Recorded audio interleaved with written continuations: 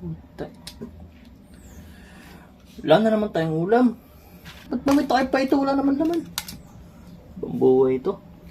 Lagi na lang ganito. Ay, kakain ka, walang ulam. Trabaho ka ng trabaho. Ganito ang buhay. Wala.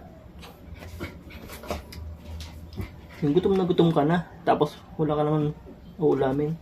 Anong kanin na lang kakainin?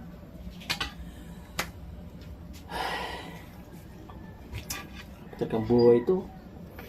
Kanin na lang. Na mag-ulam. Ay.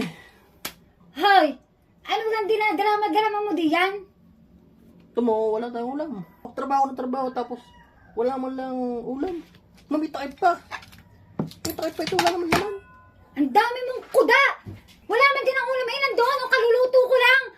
Adobong baboy. Nadun ba? Oo! Di ba magit sinabi?